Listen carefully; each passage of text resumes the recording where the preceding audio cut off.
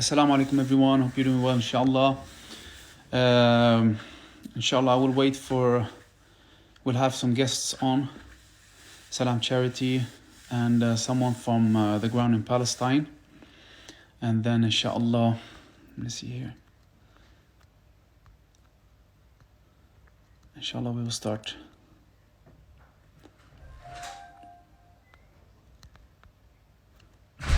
So here we have one. Again. Salam. Send request.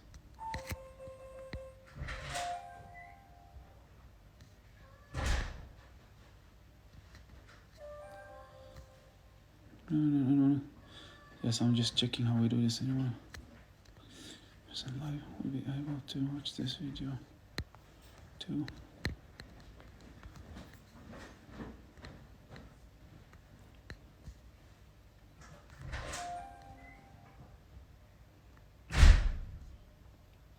Requests.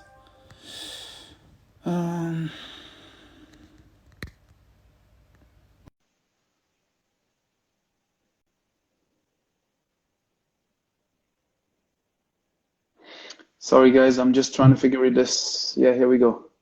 Now we have Salam Charity on board. Salam alaikum. Alaikum salam. How are you? Alhamdulillah, I'm doing good. How are you? I'm good, thank you. Alhamdulillah. Just I'm trying to add the others as well. Let me just check. okay. But I cannot find them. It would probably be easier if they send a request into the live. Yeah, and then exactly. Yeah. it will come up on your requests. Yes, exactly. Yeah, so we just wait a little bit until they. Maher, I've just added the donation link into the comments. Would you be able to pin the link, please?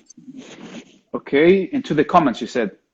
Yeah, I'm literally going to add it now. Okay. And you just have to hold down on the comment and then click pin. Okay, cool. There we go. Do that and see when it comes up. Can you see it? Do that, inshallah. Not yet. It'll be obviously from Salam Charity, right? Yep. Yeah, let me check. Nothing yet.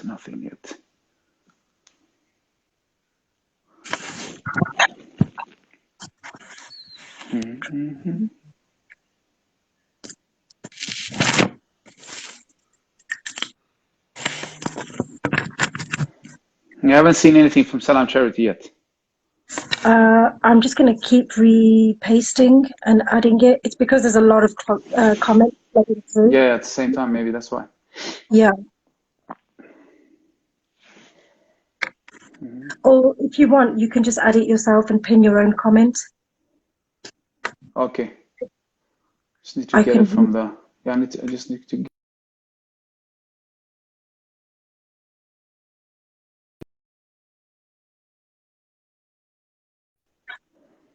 There we go. Perfect. Comment, paste. Post. Here we go. Yeah, so I just hold it, you said, and then you pin it. And then there should be an option to say pin comment. No, there. Oh, okay, here we go. Pin comment. Now. Great. Yeah, that's it. Perfect. So just so that people know, that's the fundraising link for all donations to come through to Salam Charity, who are working with Medical Aid PAL, and they should be joining our live stream as well, inshallah. Inshallah. Soon. Just have a look in the viewers to see. Okay, so I've just sent. Okay, so now you just have to help me a little bit with because I don't know exactly how to add someone to the. So if you click on where the viewers are at the top, it should say invite. And if you scroll, is it the plus sign? You mean? Yes, I think so. No, you know the at the top where it says the viewers and it's 2,133. Yeah. If you click that, it should say invite, and then if you scroll, NS is there, so you should be able to click his name and invite. And also Medical Aid Pal is there just below NS, so you should be able to click their name and invite as well. Okay, but these are all the viewers, right? Yeah, there's a showing quite at the top of the list, NS and Medical Aid Pal. Trying to find it, I cannot find it. It's okay. Someone mentioned.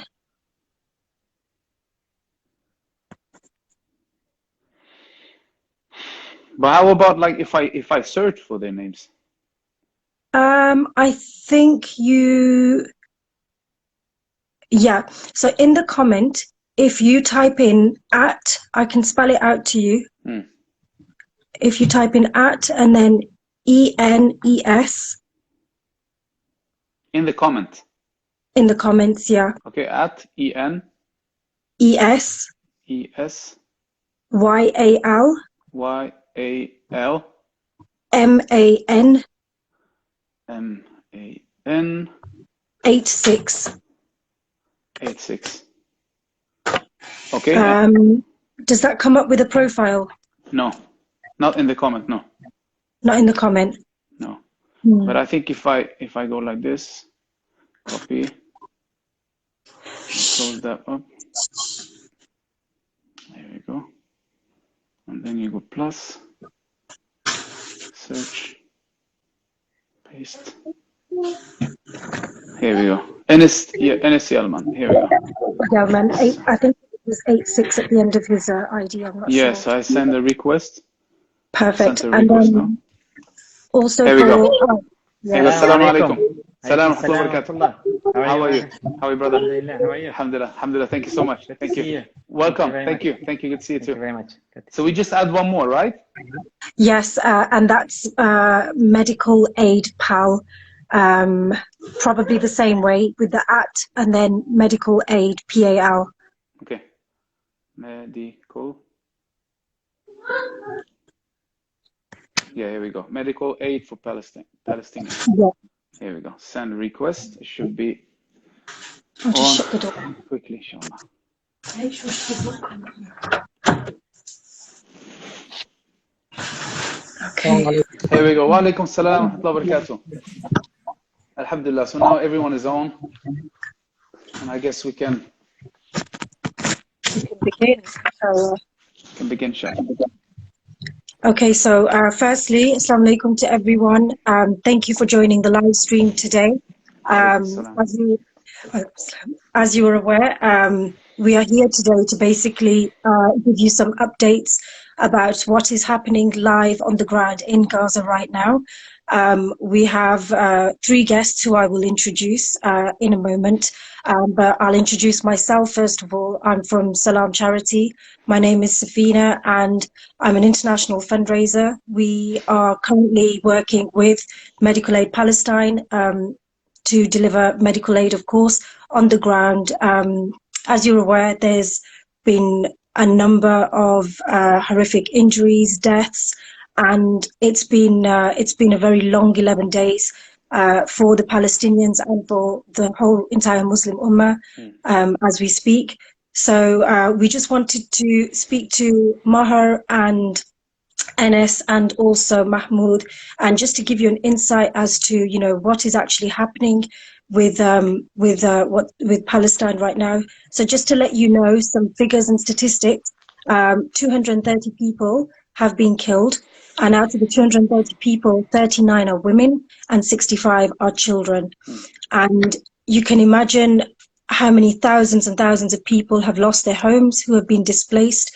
And the number, obviously, that's the official numbers. We don't know if there's more than that, but those are the official numbers. So Salam Charity is working with Medical Aid PAL, Palestine, and they're providing all sorts of emergency equipment for trauma, burns, but obviously Mahmoud will give you some more information about that. So firstly, I'd like to welcome Mahmoud Shalabi. I'm sorry if I haven't pronounced anyone's name correctly. He is the Senior Programs Manager for Medical Aid Palestine in Gaza right now.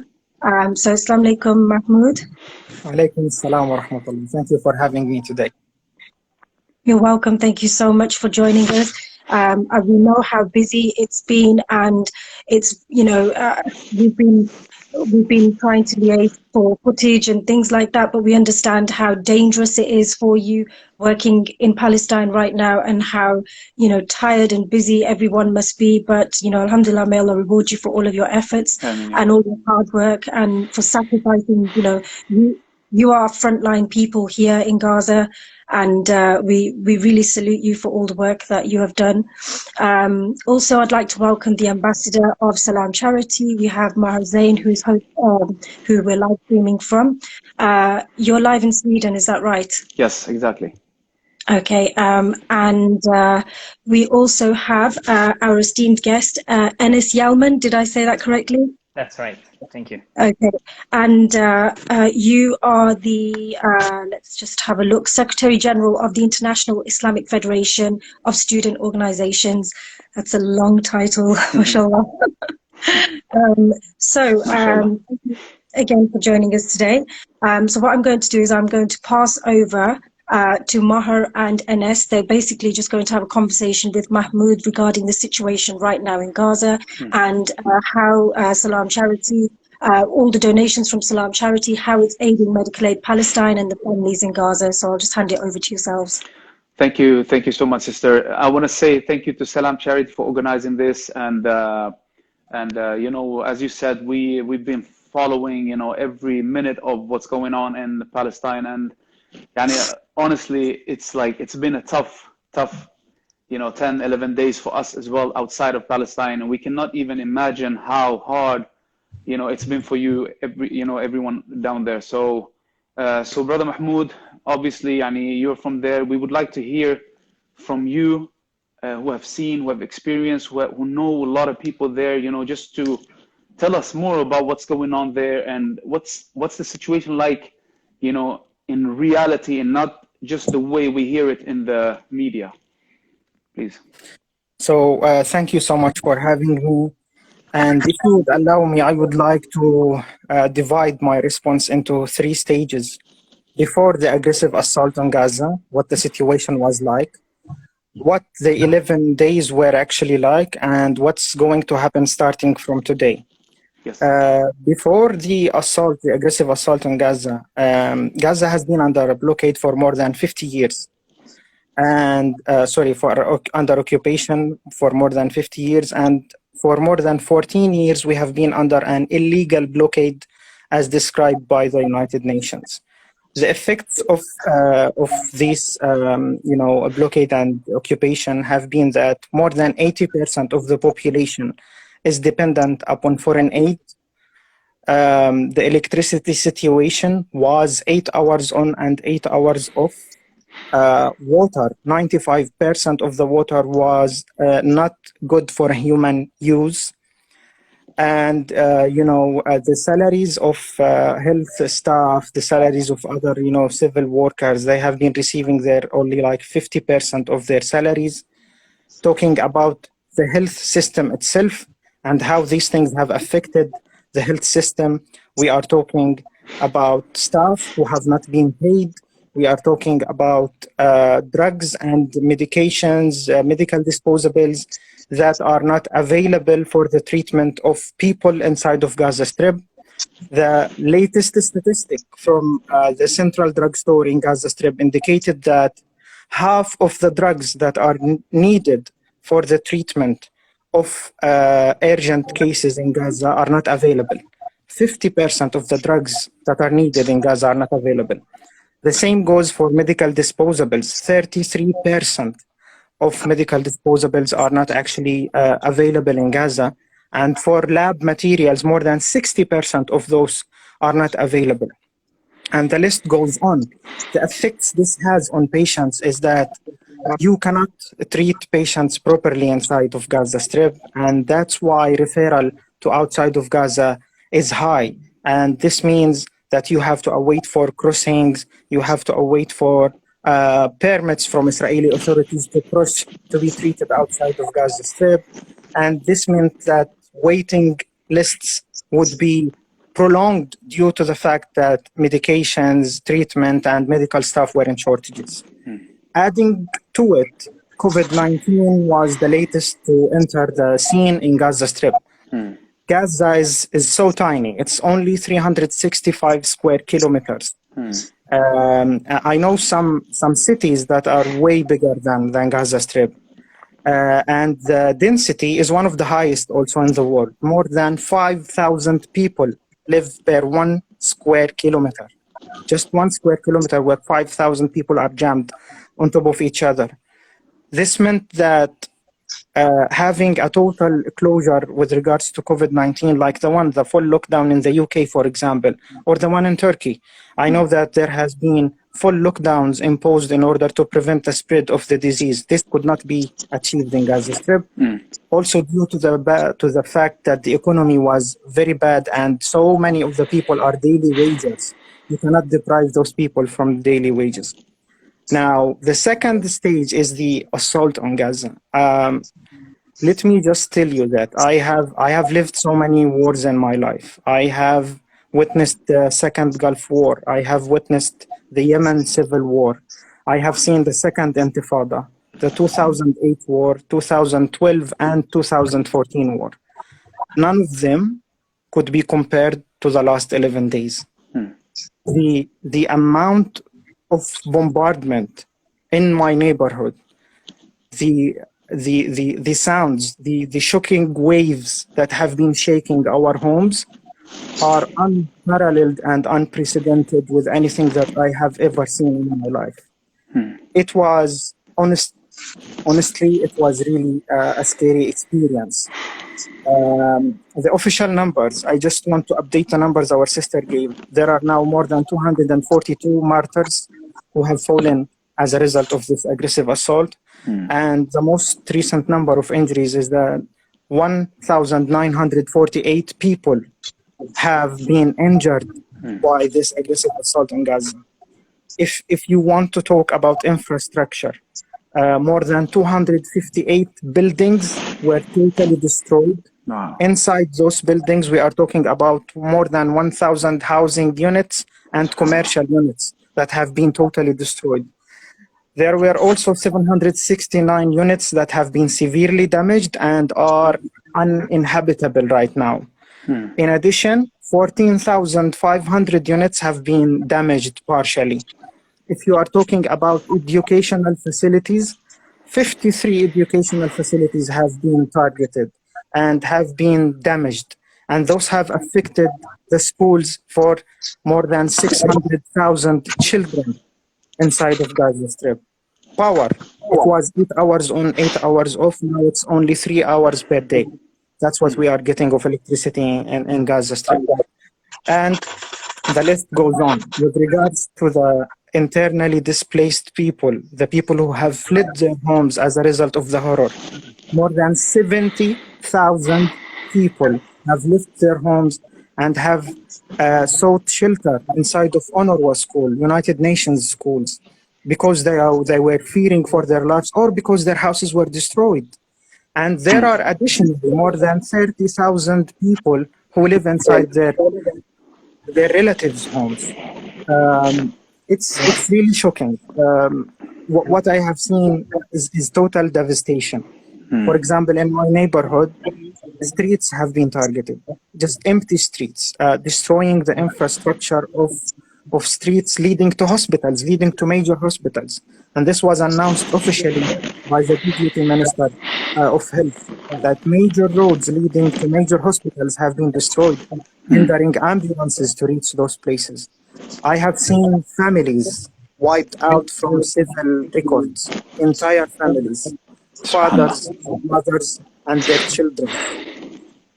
No one in Gaza that didn't suffer. If they didn't lose someone, if you don't know someone that you have lost, then their houses would have been damaged, their lives would have been shattered, and it's really devastating for us. And as I told you, for the first time ever, the bombs that were used were unlike anything that we have seen. F-35 bombs. They have literally shook our homes like an earthquake. That is the 11 days. And, speaking about the health of Palestinians, you are adding more vulnerable people to what already has been in Gaza Strip. You are adding 1,900 people to the toll of vulnerable people in Gaza. Now, what comes next after the 11 days? People like to talk about Gaza as a resilient little place. I hate that word. We have seen so much destruction. We are barely coping with it. What we want, like the ideal thing is to build back better. But what we literally can do is just to bounce back to the previous state that I have spoken about to you before, which wasn't ideal, to be honest with you. It's just sad that we are bouncing back to a state where 80% of the people were dependent upon foreign aid, and where, the hospitals were already suffering from power outages, where the drugs and disposables weren't available.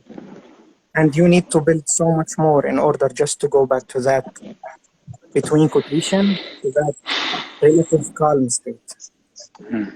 Yes. SubhanAllah. Brother Mahmoud, first of all, thank you very much for the Salam Charity for inviting me here. I think what Brother Mahmoud mentioned the last 11 days is a truly tragedy. It's truly the whole world will be shaken, witnessing live what's happening and just if we look up to the issue from the bigger picture and how the issue triggered for the last 2-3 weeks since Hayy Jarrah and then the issue transferred to Masjid al-Aqsa until the 28th of Ramadan when Gaza started to stand with its with the Masjid al-Aqsa, and then the whole bombing of 11 days until yesterday 2 a.m. was totally tragedy. And now when they announced yesterday's ceasefire, and they said like this is a truly Gaza win, with its own martyrs, with its own blood, with its own children, with its own women, that they won for the fourth time. Gaza is not the first time or the second time or the third time they are being in this kind of war. But I mean, we as people who were following and with heart and we could do our best in the social media or going out of the street, although there was like some countries has COVID, still opened the ways for people to protest on the street, to shout out for what's happening in the world. Now, when things getting a bit, the ceasefires and all. Now, what's on us? What are we gonna do? Are we gonna continue on social media? Are we gonna pushing for the issue? And then here it's coming to charity. When Brother Mahmoud mentioned, and I totally agree that this is the responsibility of the whole ummah now, is to rebuild what happened in Gaza, the buildings, the infrastructures, hospitals, schools.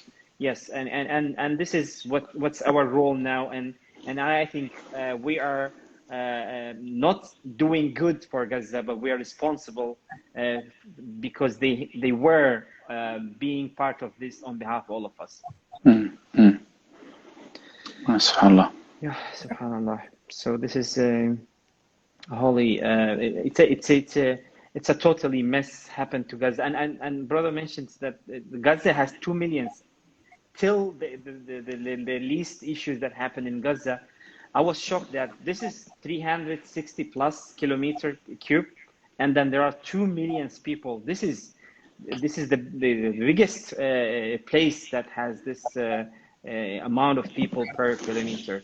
So this is, are we going to stop here? Are we going to stop raising the awareness to the whole world? But I think the war, like they won the war. This is the important thing. The whole world now knows the right narrative about what's happening inside and what is the truth and what we are actually to do, what are our responsibilities, how we can deal with the Palestinian issue and how we differentiate it from different cases happening all around the world, and what are the rules of all of us personally as a group, as countries, as humans, and of course, you know, as United Nations and all of this involved in this to find the shortest, the fastest solution for the 11 days that every second of it was a tragedy. Like when we were doing some reports, trying to do some live sessions with the friends, with the family members that are in Qudus,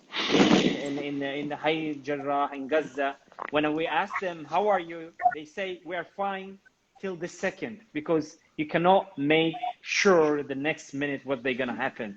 And then even when they give the numbers, which I totally against, as Brother Mahmoud said as well, I hate numbers.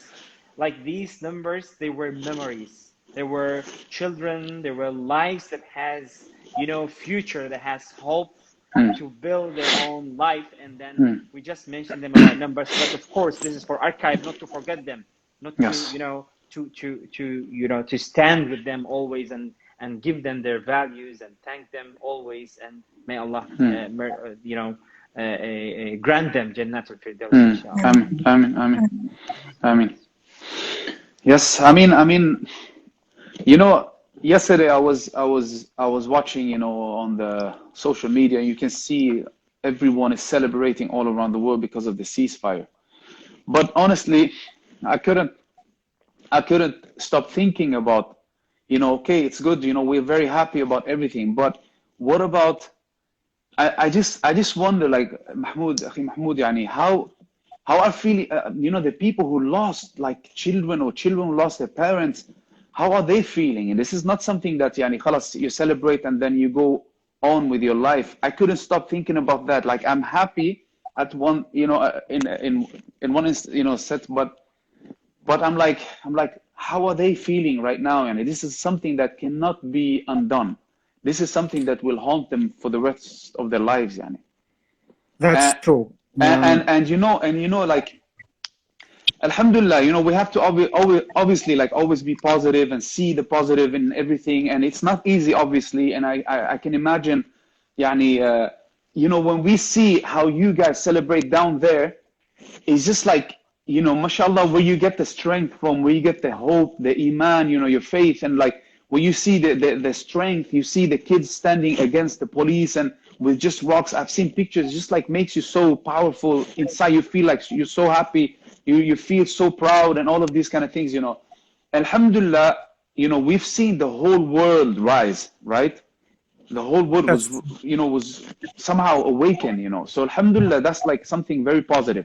And I wrote that, and I thought about that so many times. I just hope that a real change will, you know, happen now, and not just like every time we see these, you know, atrocities and something like happen, people get killed, and of course our hearts are aching and everything, and then ceasefire a couple of days and this and that, everyone moves on with their lives, and you know, and then you're still there, like the remains of the buildings and everything, and people who lost their lives and people who lost family members, etc., they are still there, and we just move on. So I just really pray and hope, inshallah, that this time there will be a change. Something will happen differently, and that we somehow, you know, move on with life, but at the same time, don't forget about these, like, you know, what's happening down there. And that's why, alhamdulillah, we have people like Salam Charity and you guys, you know, Mahmoud, in Palestine, you know, who are keep, you know, raising awareness and collecting money and aid and everything to keep supporting and raising these, you know, helping everyone who was, you know, who've been affected negatively by this, obviously. So, Maher, I just want to add something that, you know, one of the cases that was very vocal in the social media, one of the journalists who takes the live sessions inside Palestine, while he was shooting inside, and then he always goes between hospitals and the streets, and then suddenly he found 2 of his brothers are martyrs in the hospital. Subhanallah. And then after 2 hours, was a shock for me. This was a life changer for me. And that guy came on live after 2 hours on TV, and he was like, 2 brothers had martyrs, but I'm not yet. So I'm not here, and I'm still continuing to raise the awareness. And other two brothers are injured, but I will continue doing it.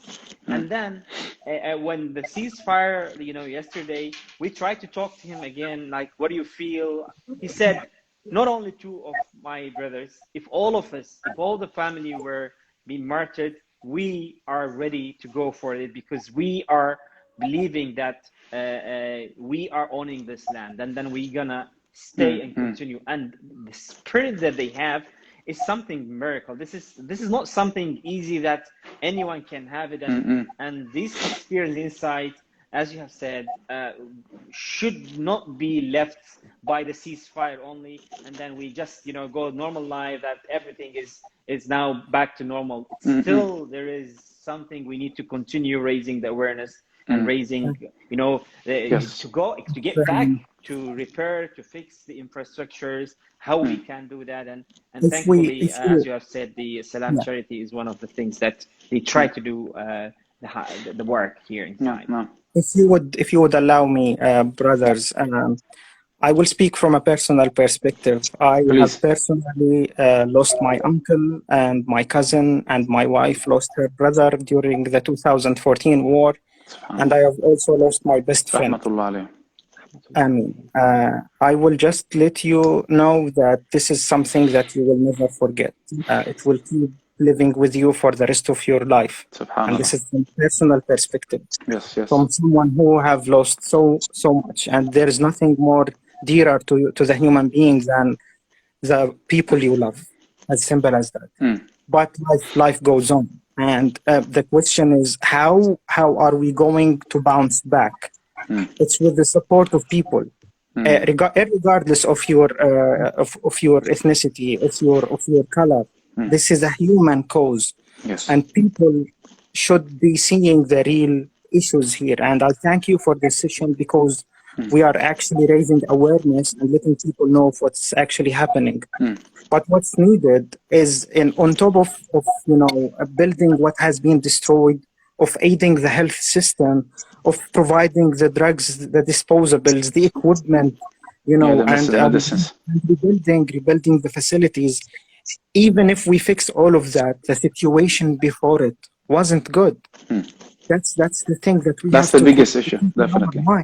There has been a blockade affecting Gaza Strip for more than 14 years, and this has had its toll on people. You might not have seen it directly. You don't see an aggressive assault like this every 11 days or every 6 months on Gaza. But the slow effects of a blockade are far beyond an aggressive assault on Gaza, guys. And that's what we need to keep in mind, is that there are people in this spot that would need the assistance and the aid from organizations such as Salam, from amazing people such as my brother Zain and my brother Enes, and from Medical Aid for Palestinians. That is why we exist. This is our message to the world. No. Thank you so much. Thank you so much. I just have a little question regarding what you touched on earlier. I myself, career-wise, I'm a nurse myself. I have a medical background. And we, in the UK, globally, we're in a pandemic, and in the UK, we have said how staff have struggled being in a pandemic, and we can't even imagine, you yourselves being in such a densely populated area, and on top of that, in the middle of a global pandemic, and on top of that, then you're having all the bombardment and the attacks and the casualties from that. How are you coping with staff? Obviously, we know that there's a shortage of the supplies, but also staff, they must be exhausted, they must be drained, you must be so short-staffed, and, obviously the trauma, what they have to visualize every single day on a daily basis with the injured people coming in, the children that they are having to declare, that they've lost. How is everyone coping? Yeah, so first of all, I salute every health worker in Gaza Strip. That's the least we can say. Inshallah, may Allah bless them. These guys are heroes in the literal meaning of the word. And the way that has been since the blockade started is that the Ministry of Health, aside from politics, I'm a humanitarian. I'm not going to dwell much on that. But there hasn't been employment in Gaza Strip due to the blockade, which means that the numbers of health workers have not been increasing for years. but the population has been increasing. So this is unfortunate because you need a proper minimal number of doctors and nurses per 1,000 people or 100,000 people. And in every subspecialty in Gaza, there is a huge deficit in that proportion. There is always a deficit beyond the global standards of the number of doctors and nurses. Coming on top of that, they are working long shifts due to the fact that they are understaffed. Adding to it the blockade, they are unable, you are a nurse yourself, my sister. Health workers specifically, they need their knowledge to be updated every once in a while. They need to read, they need to go on fellowships to hospitals outside to be trained in specific surgeries. The people in Gaza cannot do that. We have been, supporting, building the capacity, bringing people from the outside, teaching health workers on how to deal with these things. But even that has not been enough. If the economy had its toll, if I'm saying that you are only getting half of your salary, and sometimes you get it every 30 or 45 days even, that will not be good for your family and for your livelihood. In 1 year, more than 200 health workers immigrated from Gaza Strip because they could not actually bear with the living costs and how can they cope with such difficult circumstances. Now, adding to it, the rotten cherry on top of the cake, it's actually rotten, it's COVID-19. COVID-19 has affected the health system harshly due to the lack of personal protective items for medical staff, like face masks, like shields and, protective gowns.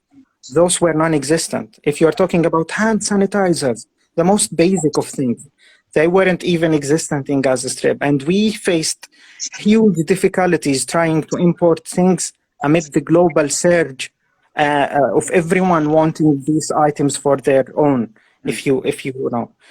Comes after that, COVID-19 testing. For 50 days of testing, you need $2.5 million US. Where are you going to get that money from? That's huge money. That's way beyond any organizational level. That's why everyone's efforts need to be united in order to respond to COVID-19.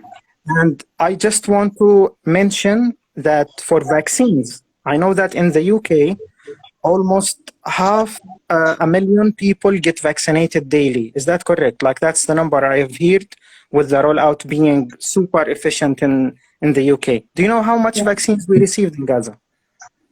We received what's enough for 50,000 people only, out of 2 million people. Wow. Adding to it, the fact that the central laboratory where the COVID-19 testing was being conducted, it has to be conducted at a central laboratory, and that's the only place where we had it, was severely damaged during the 11 days of assault. It was severely damaged, and the testing stopped for 3 to 4 days before the engineers, at the ministry managed to salvage some of the items in order to reconduct the testing. The place where vaccines are rolled out in my neighborhood was severely damaged, and it's unusable anymore. Wow. That's the reality the health workers are working with. Some of them have stated to me personally that they were so scared for their lives due to COVID-19, where they what if we get infected? What if we go back to our families and infect our family members? The health system is still very fragile. You are talking about only 200 ICU beds available inside of Gaza. Wow. Only 200 ICU beds are available. They were actually 40. And with the help of organizations and, people like you, everybody managed to raise them to 200 ICU beds. But are they enough? I'm asking, no, they are not enough. In 1 day in Gaza, we reached 1,600 COVID-19, infected people, and the list goes on and on and on. The needs on the ground are so vast that not a single organization can afford to deal with. But with the help of people, with the help of your supporters, I think that everything is possible. Inshallah, inshallah. Jazakallah khair. This is very, very detailed information that we even can't find them, as Maher said, on media. Or yes, yes. You know, it's very, you know, pinky news. But when it comes to the reality, when it comes to the each and single thing that is happening inside, is where you see that, you know, there are lots to do now. This is our turn now, you know, and we shouldn't stop. We shouldn't stop.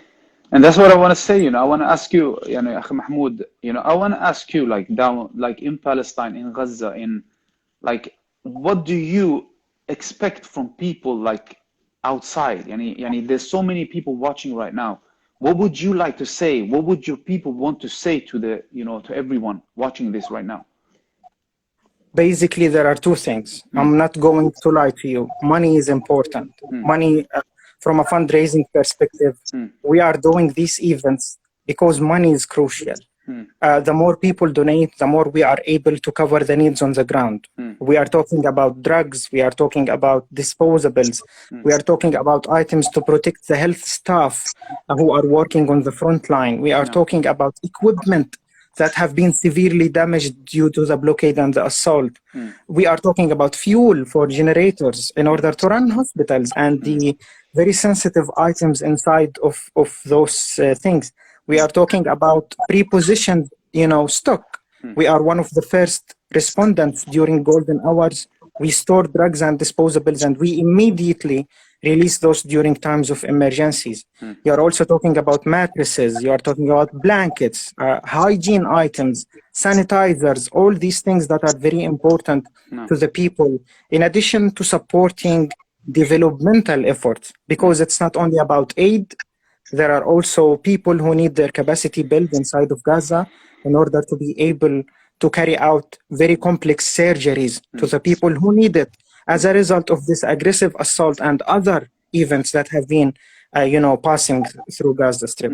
But the second thing that is very important is spreading the word, is advocating on behalf of Palestinians that this is a just cause, that what the people are suffering from is inhuman, that this should not be, you know, done to any person in the world, you know, any people in the world. What we have been going through for decades is something so harsh. People are starting to think they have been living with it. Khalas, that's fine. We should leave it. That's not it. Yeah. I said it again. I personally hate the word resilient. We are actually barely coping with what we have been going through. So your support financially is very important, but spreading the word and letting people know about this cause and why it's important is a measure, you know, it's just beyond the solidarity that you can give to the people. I have another question, my brother. It's actually a crucial question. Whoever's watching right now want to donate, but is asking himself, like, what if I donate and the money doesn't arrive?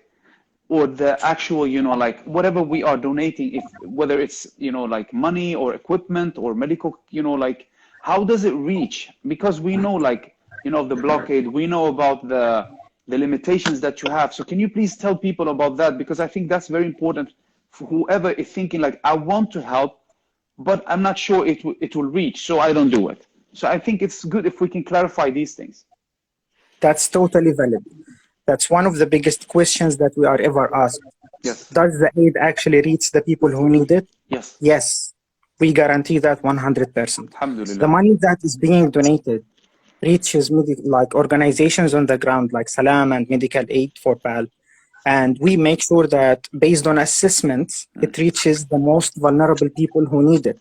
Yes. We procure from local suppliers on the ground. We procure from people who exist in Gaza, from companies that are able either to provide the medications, the items from the local market inside of Gaza, like what we did in the 11 days, by the way, We saw what's available in the market that matches the needs of the Ministry of Health, and we supplied it directly to the ministry. MashaAllah. If it's not available due to the blockade and the limitation of the market in Gaza, it either is available in the West Bank or in any other country. Sometimes we import from Japan or from other places, specifically if you are talking about equipment.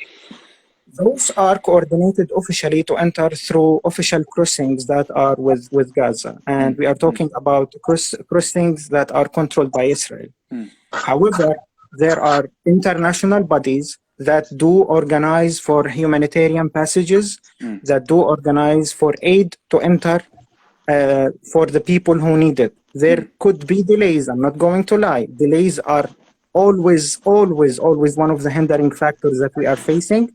But by the end of the day, aid does reach the places that are designated to it. As simple as Alhamdulillah. That's great, mashallah, that's great. So I want to tell, I want to tell everyone who's watching right now to spread the awareness, spread the word, share the link that I have pinned in this, comment section, and know for sure, inshallah, that everything that you donate will arrive and will reach the destination. And that's the main thing, It's obviously, when we donate, inshallah, the reward is big from Allah subhanahu wa ta'ala. But the main thing that we want, obviously, is that it's reached. And our brother Mahmoud here is assuring that, inshallah, every penny that you put, it's not enough that Allah subhanahu wa ta'ala will multiply it, but inshallah, it will be, an aid for the need, inshallah. Inshallah. I have one question for you, brother Mahmoud. If there are, as we know, that most of the hospitals in Gaza are not so well equipped, as you have mentioned as well. If there are urgent cases now and you still can't treat them very well, do you have solution if any neighbor countries can, find a way to get these people out of Gaza, or is the blockade will stop that? Yes, that's actually a very good question. Thank you so much, Brother Enes, for it. Due to the, as I said, to the things that have been affecting the health sector, referral to outside of Gaza, referral of medical cases is something that we have been doing in Palestine for long periods of time. That being said, you should know is that sometimes the crossings are controlled by Israel, okay? In order for a patient to get access to treatment outside of Gaza Strip, they have to apply for a permit. So before reaching that stage, there's a lengthy process of getting approvals from the Ministry of Health, physically, financially, etc. But when it comes to the permit applications, at one stage, 50% of the applications that have been submitted to Israel have been approved only. Half of them rejected. And half of them were either pending for long periods of time or denied. But you should also know that sometimes if a patient needs to go outside, if a child, for example, or an elder person, they need to have a companion. So the companion needs to have a permit. And the irony, sometimes the permit gets approved for the companion and not for the patient. So, and sometimes it's vice versa. If a child needs to go outside, like many of the relatives get rejected, the mother gets rejected, the father gets rejected, and maybe the grandparent who is beyond 70 years of age gets the approval to go with that child. Come on, the grandparent himself would need healthcare, to go with the child. So the easiest is money to come inside is better and faster and more. It's better to build the local capacity of people to make them able to do these surgeries inside of Gaza Strip, to equip them with whatever is required in terms of surgical capacity. It's way better. We have had a very successful example when it comes to limbs reconstruction, which is very complex fractures that people have been suffering as a result of aggressive assaults.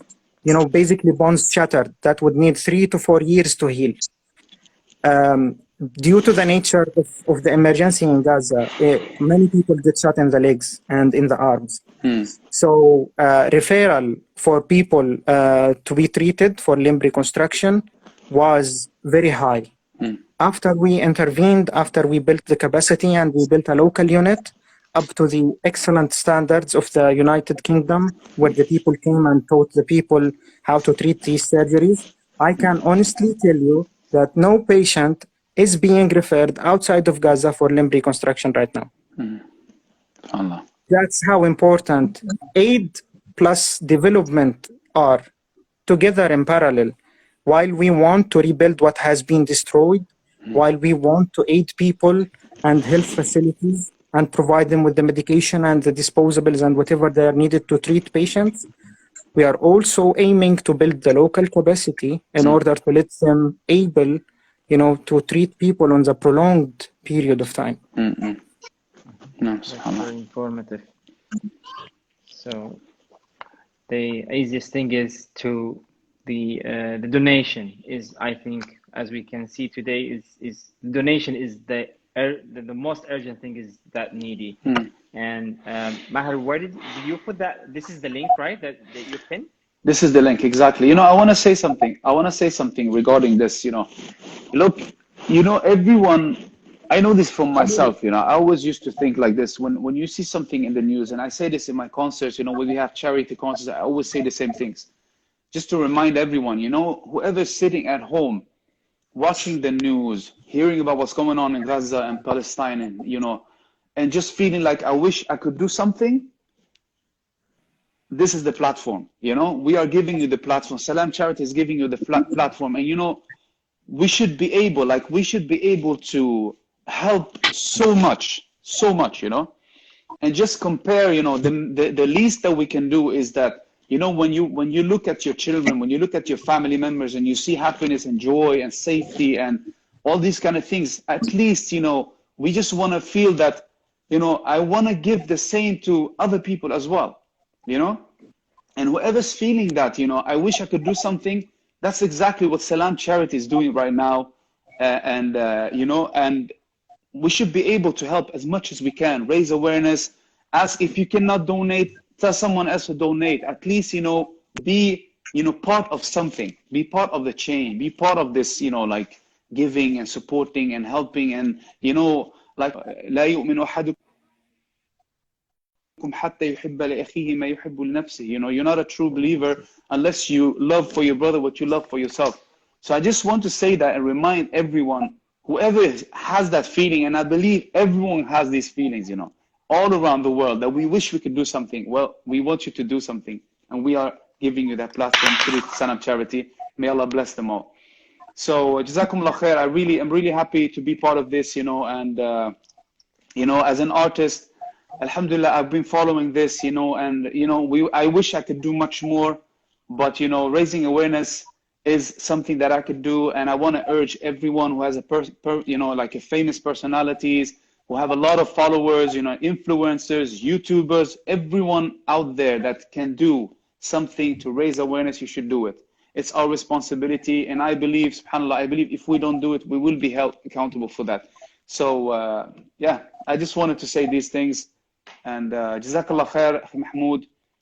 We're really proud of you, down there, and I was, subhanAllah, I was watching a picture today, and I'm gonna post it later, inshallah. It's just like two boys, I'm sure they're not older than 5 or 6 years old, standing with rocks bigger than, the size is bigger than their heads, if you want to call it, standing in front of all these soldiers and policemen, and just like, I was just thinking, like, I'm sure these policemen are thinking, where do these children get the courage from, And it's just like, mashallah, you really tarfa'u ras, subhanallah, and we are really proud of you, and Jazakumullah khair. May Allah bless you, may Allah keep you strong, and I cannot say I can imagine, what you are going through, because I can never imagine what you are going through.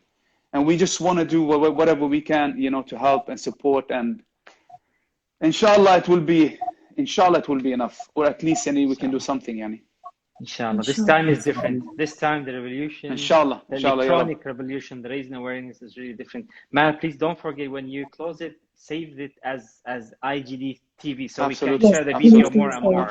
Absolutely. Yes, I want to also please to say something, to inshallah, that you can convey the message. Whoever can watch this video, they can watch it, you know. But I want you, Mahmoud, on the ground to tell everyone, and they know that already, you know, the whole world is supporting them, you know, and we are there, yani, whatever we can. Yani, I've seen, mashallah, like these demonstrations, as you said, you know, even though we are in a pandemic, you know, this time is very hard, but there are people everywhere, just like with the Palestine flags and, you know, like showing support. And I hope, inshallah, I hope that at least this will give you, you know, even more, you know, hope and power and strength to just carry on, because this is what we want from you, to carry on. And we from outside, you know, we're trying to help you as much as we can, you know, and If may you Allah would bless allow you. me, Tfaddal. if you would allow me, as a Palestinian refugee living in Gaza Strip, the amount of solidarity that we have seen in the previous 11 days was astonishing. Alhamdulillah. The thought that we are not alone is enough for us to continue living.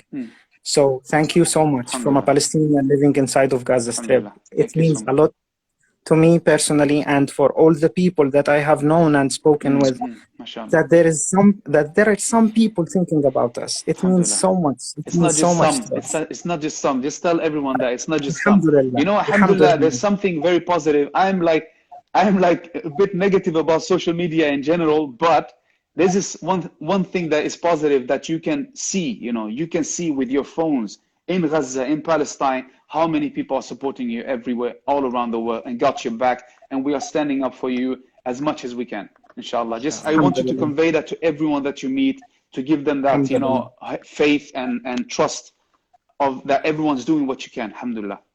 And in the words of a wise man that I have seen a video clip for when I was a teenager, Palestine tomorrow will be free. Alhamdulillah, inshallah, inshallah, ya Rab, inshallah. Thank you for the support you do to us, and thank you for Salam Charity. Thank you so much, Enis, for having me tonight with all of you. Thank you very much. I just wanted to say, you keep thanking us, but this is nothing to be thankful for. This is your right as a human. Absolutely. This is everybody's right as a human. Yes. We as humans must oblige to advocate for humanity. If we can't do it, who else is going to do this? Exactly. So just repeating Maher's words, you know, donate as much as you can, as little or as much.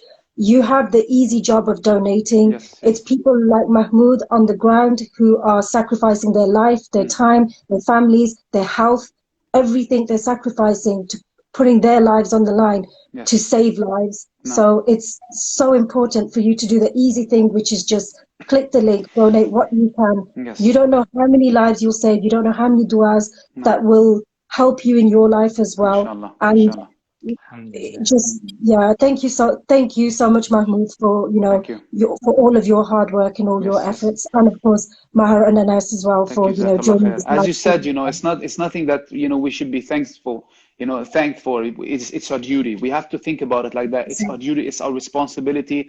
We have to serve. It's not like when you are I'm feeling good because I'm helping. No, it's your duty. It's your responsibility. That's how I feel. And I want everyone to think like that and speak to everyone in that matter. This is our duty. We have to do this as much as we can. If we cannot donate, we have to, raise awareness. And if we cannot, at least the least thing that we can do is to pray to Allah subhanahu wa ta'ala to protect you, and keep you safe, inshallah. And may Allah bless you, really. Tarfa al-ras. Wallahi. Allah thank you. Thank you so much, guys. Thank you very much. Keep doing what you're doing, and may Allah bless you. Alhamdulillah. Thank you so much. Thank you so much. Bye bye. Thank you. Assalamu alaikum. Alaikum assalam.